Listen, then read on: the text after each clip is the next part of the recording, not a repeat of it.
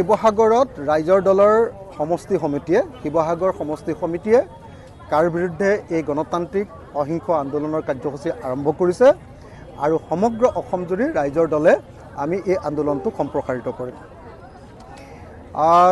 কা যেতিয়ালৈকে বাতিল নহ'ব তেতিয়ালৈকে আমাৰ এই আন্দোলন অব্যাহত থাকিব। তেতিয়ালৈকে আন্দোলন শেষ নহয় যেতিয়ালৈকে আমি কা শেষ কৰিব নোৱাৰিম, কা বাতিল কৰাব নোৱাৰিম। গতিকে কা বাতিল কৰাবৰ কাৰণে ঐক্যবদ্ধভাৱে সকলো দলক মাত পাতিবৰ কাৰণে আমি আহ্বান জনাইছোঁ।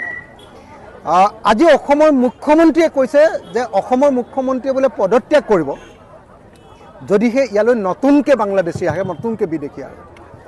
1971 চনৰ পাছত অহা সকলো বিদেশীয়ে নতুন, আৰু সেইকাৰণে 71 চনত হিন্দু মুছলমান যোন বিদেশীয়ে নাহক তেওঁলোকৰ এজন আহিলেও অসমৰ মুখ্যমন্ত্ৰীয়ে পদত্যাগ কৰা উচিত।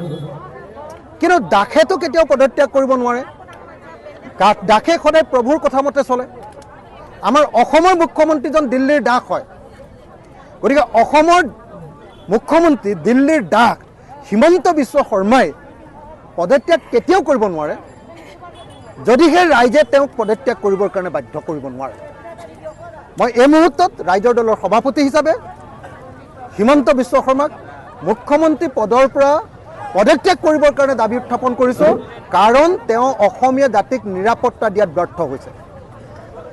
তেওঁৰ কাৰণে আজি অসমলৈ 15 পৰা 20 লাখ হিন্দু বাংলাদেশী নাগৰিকত্ব পাব, আৰু ভৱিষ্যতে 1,70 লাখ নাগৰিকৰ বাংলাদেশী নাগৰিকৰ কাৰণে নতুনকৈ দুৱাৰখন মুকলি হৈ যাব। গতিকে মই অসমৰ মুখ্যমন্ত্ৰীক অসমৰ মানুহক নিৰাপত্তা দিব নোৱাৰাৰ কাৰণে, অসমীয়া মানুহৰ স্বাৰ্থ সুৰক্ষিত কৰিব নোৱাৰাৰ কাৰণে পদত্যাগ কৰিবলৈ দাবী উত্থাপন কৰিছোঁ।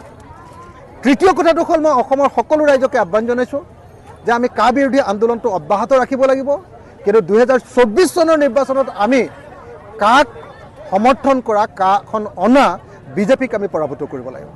যদি বিজেপিক পৰাভূত কৰিব পাৰি, আমি যদি বিৰোধী চৰকাৰ গঠন কৰিব পাৰোঁ, সংসদত প্ৰথমখন অধিৱেশনতে কা আমি বাতিল কৰি দিম, কা আমি বিৰোধী পক্ষই বাতিল কৰিম। এইটো আমাৰ ৰাইজৰ প্ৰতি প্ৰতিশ্ৰুতি। মানে মই ভাবোঁ যে এতিয়া যিহেতু আইনখন ইতিমধ্যে কাহানিবাই পাছ হৈ গ'ল আৰু এতিয়া কাখন বলবৎ বা বিধি প্ৰয়োগহে হৈছে, গতিকে মানুহে ভাবি আছে যে এইটো আন্দোলন হ'লেও এই বিজেপিয়ে কাখন বাতিল নকৰে। গতিকে মানুহে আশাহত হৈ আগৰ নিচিনাকৈ ডাঙৰ আন্দোলন কৰা নাই। কিন্তু এটা কথা খাটাং যে অসমৰ প্ৰত্যেকজন নাগৰিকৰ অন্তৰে অন্তৰে কাৰ বিৰোধিতা লুকাই আছে, আৰু এই কাৰ বিৰোধিতা 2024 চনৰ নিৰ্বাচনৰ সময়ত বিজেপিয়ে নিজে দেখিবলৈ পাব। আমি অতি স্পষ্টভাৱে সেইকাৰণে ক'ব খুজিছোঁ যে যিসকলে কাৰ বিৰোধিতা কৰে তেওঁলোকে বিজেপিক ভোট নিদিব, আৰু যিসকলে কাক সমৰ্থন কৰে কেৱল তেওঁলোকেহে বিজেপিক ভোট দিয়ে। আৰু এই ইছ্যুটোকে যদি আমি ৰাইজৰ মাজলৈ আচলতে লৈ যাব পাৰোঁ বিৰোধী পক্ষই, তেতিয়াহ'লে নিশ্চিতভাৱে বিজেপি পৰাজিত হ'ব। আৰু মই ভাবোঁ যে সেইকাৰণে 2024 চনৰ নিৰ্বাচনৰ আটাইতকৈ গুৰুত্বপূৰ্ণ ইছ্যুটোৱে ক'ব লাগে কা।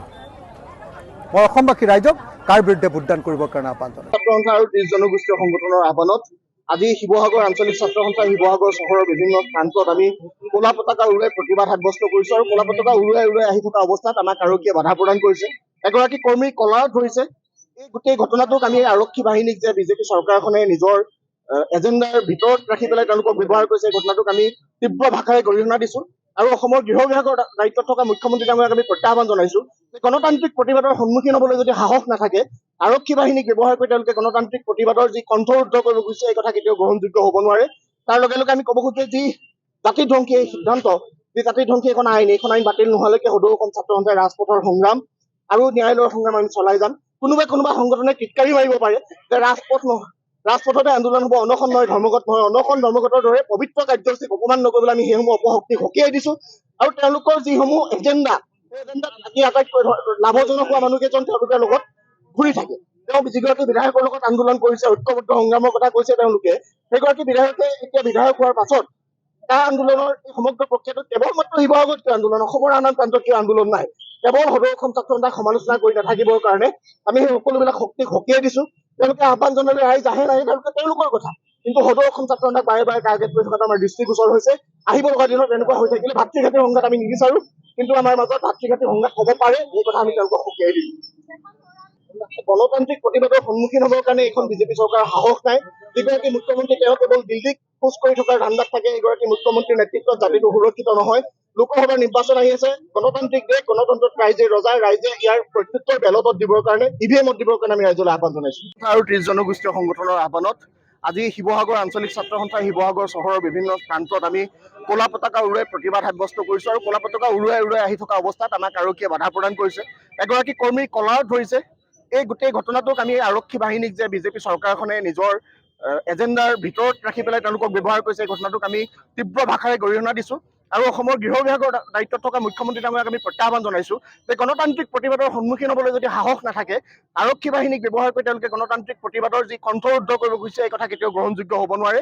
তাৰ লগে লগে আমি ক'ব খুজিছো যে যি জাতিধ্বংসী এই সিদ্ধান্ত, যি জাতিধ্বংসী এখন আইন বাতিল নোহোৱালৈকে সদৌ অসম ছাত্ৰ সন্থাই ৰাজপথৰ সংগ্ৰাম আৰু ন্যায়ালয়ৰ সংগ্ৰাম আমি চলাই যাম। কোনোবা সংগঠনে টিটকাৰি মাৰিব পাৰে যে ৰাজপথতে আন্দোলন হ'ব, অনশন নহয়, ধৰ্মঘট নহয়। অনশন ধৰ্মঘটৰ দৰে পবিত্ৰ কাৰ্যসূচীক অপমান নকৰিবলৈ আমি সেইসমূহ অপশক্তিক সকীয়াই দিছো আৰু তেওঁলোকৰ যিসমূহ এজেণ্ডা, সেই এজেণ্ডাত আজি আটাইতকৈ লাভজনক হোৱা মানুহকেইজন তেওঁলোকৰ লগত ঘূৰি থাকে। তেওঁ যিগৰাকী বিধায়কৰ লগত আন্দোলন কৰিছে, ঐক্যবদ্ধ সংগ্ৰামৰ কথা কৈছে তেওঁলোকে, সেইগৰাকী বিধায়কে এতিয়া বিধায়ক হোৱাৰ পাছত কা আন্দোলনৰ এই সমগ্ৰ প্ৰক্ৰিয়াটো কেৱল মাত্ৰ শিৱসাগৰত কিয় আন্দোলন, অসমৰ আন প্ৰান্তত কিয় আন্দোলন নাই, কেৱল সদৌ অসম ছাত্ৰ সন্থাক সমালোচনা কৰি নাথাকিবৰ কাৰণে আমি সেই সকলোবিলাক শক্তিক সকীয়াই দিছো।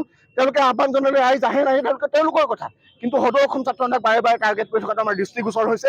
আহিব লগা দিনত এনেকুৱা হৈ থাকিলে ভাতৃঘাতী সংঘাত আমি নিবিচাৰো, কিন্তু আমাৰ মাজত ভাতৃঘাতী সংঘাত হ'ব পাৰে, এই কথা আমি তেওঁলোকক সকীয়াই দিলো।